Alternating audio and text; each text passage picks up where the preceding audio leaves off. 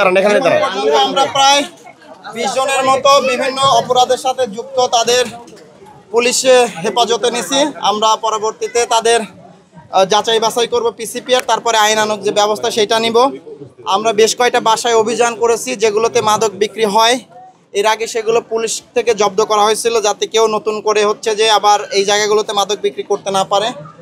সকল সাংবাদিক ভাইদের নিয়ে আমরা সেখানে গেছি, দেখাইছি যে কতটা পরিশ্রম করে কোন চিপাক গলির এদিক সেদিক আঁকা বাঁকার মতো সাপের মতো গিয়ে আমরা সেখানে দেখাইছি যে এগুলো আমরা জব্দ করে রাখছি, ফলে মাদক বিক্রি অনেক কমে গেছে।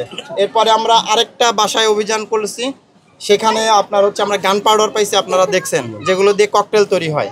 কিন্তু ওই পর্যন্ত পৌঁছাইতে আমরা তো নিয়মিত করি, আমাদের গায়ে লাগে না। তো আপনাদের প্রত্যেকে অনেক কষ্ট করছেন, এজন্য আপনাদের প্রতি কৃতজ্ঞতা জানাচ্ছি, আর আমাদের সাথে কষ্ট করার জন্য দুঃখ প্রকাশ করতেছি। আজকে যে ঘটনা, এই ঘটনায় কি মামলা হয়েছে? কোনটায়? আজকে যে মার্ডারটা হলো, সকালে যে মারা গেল, এখন পর্যন্ত আমার কাছে তথ্য নাই। মার্ডার হতে অবশ্যই মামলা হবেই, এটা তো অবশ্যই হবেই।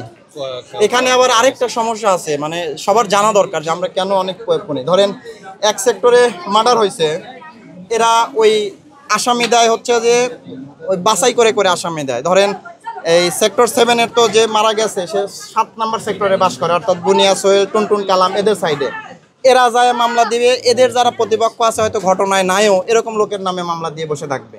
মানে এটাও একটা বিপদ আমাদের জন্য, কারণ বাদী তো আসামি ঠিক করে, পুলিশ তো আর আসামি ঠিক করে না। পরে দেখা গেল আপনি আবার বলবেন যে বড় বড় আসামির নাম বাদ হয় না, এরকম। এটাও ব্যাখ্যা করে অগ্রিম ব্যাখ্যা দিয়ে গেলাম যে বাদী তো এখান থেকে ফিক্সড করে তারা দিবে, ওই দেখা গেল যে বাদী এখান থেকে মোটিভেটেড হয়ে আসামির নাম দিবে। এখন কি মত প্রকাশ করব, আজকে আপনাদের সকল সাংবাদিক ভাইদের আমরা সাথে নিয়ে আসছি এই কারণে দেখানোর জন্য।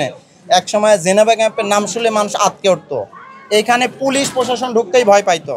আর এখন আপনাদের আমরা পুরো জেনেভা ক্যাম্প ঘোরায় অভিযান করে আপনাদের দিয়ে আমরা উদ্ধার করাইছি। এটা তো বুঝাইছে যে এখন আমরা নিরাপদ অভিযান করতে পারতেছি। এটা কি আমাদের সফলতা না ভাই?